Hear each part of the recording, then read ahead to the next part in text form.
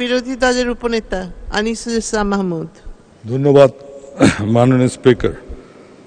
অধিবেশন যখন ছিল না তখন বাংলাদেশ ব্যাংক IMF এর শর্ত পূরণের জন্য কিছু ব্যাংককে একীভূত করার জন্য চিহ্নিত করেছিল। এই ব্যাংকগুলো হচ্ছে 10টা ব্যাংক। এগুলো হচ্ছে basic bank, national bank, Bangladesh Krishi bank, Bangladesh commerce bank, ICB Islami bank, Rajshahi Krishi Unnayan bank, Rakub, AB bank, Padma bank, Janata bank এবং ন্যাশনাল ব্যাংক অফ পাকিস্তান।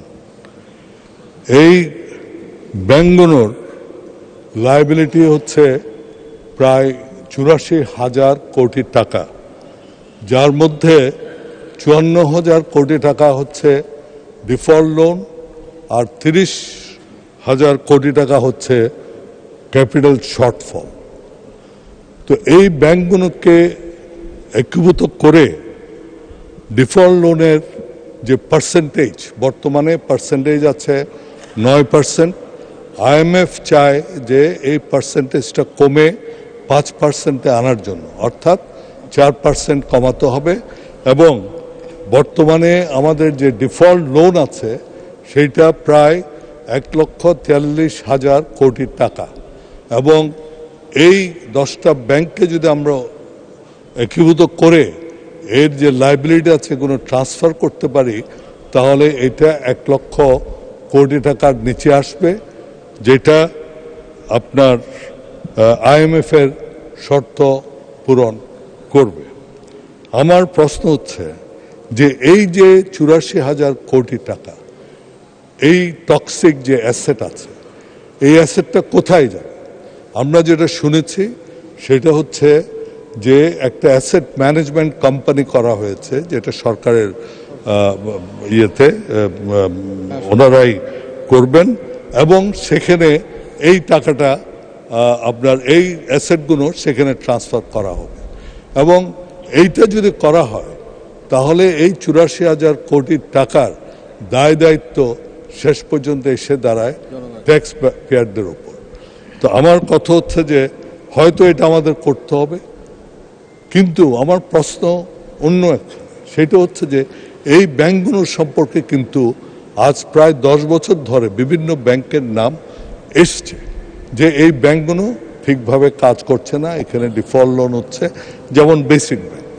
কিন্তু বাংলাদেশ ব্যাংক কোনো রকম কোনো পদক্ষেপ নিয়েছে বলে, হয়তো ইন্টারনাল পদক্ষেপ নিয়েছে, কিন্তু সেরকম বৃহৎ কোনো পদক্ষেপ এতদিন তারা নেননি। আজকে IMF যখন বলছে তখন তারা পদক্ষেপ নিতে যাচ্ছে। এর সাথে দুটো প্রশ্ন জড়িত। একটা প্রশ্ন হচ্ছে যে এর দায় দায়িত্বটা কে নেবে? যারা এর জন্য দায়ী আজ পর্যন্ত বাংলাদেশ ব্যাংক, যারা এটার জন্য দায়ী তাদের কি হবে সেই সম্পর্কে কোনো রকম কথা তারা বলেননি। আমি মনে করি যারা এই ডিফল্টের জন্য দায়ী তাদের যদি শাস্তির ব্যবস্থা না করা হয়, তাহলে আজকে যেটা আমরা করছি IMF এর শর্ত পূরণ করার জন্য, দেখা গেল যে IMF এর শর্ত পূরণ হয়ে গেল, কাজ হয়ে গেল, আবার ব্যাক টু স্কোয়ার ওয়ান আমরা চলে যাব যদি আমরা শাস্তির বিধান করতে না পারি।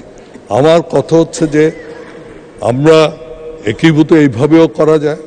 একীভূত আমরা BCCI এর একটা ইনস্ট্যান্স আছে বাংলাদেশে, যেখানে ইস্টার্ন ব্যাংকিং কর্পোরেশন করা হয়েছে, এবং এই দুর্বল ব্যাংকগুলো, যেগুলো ভালো ব্যাংক আছে তার সাথে একীভূত না করে, এটা অবশ্য আমার ব্যক্তিগত মতামত, সেটা হচ্ছে যে খারাপ ব্যাংকগুলোকে একীভূত করে একটা রিস্ট্রাকচারিং করে একটা নতুন ব্যাংক করা যায় কিনা সেটা দেখার একান্তভাবে দরকার।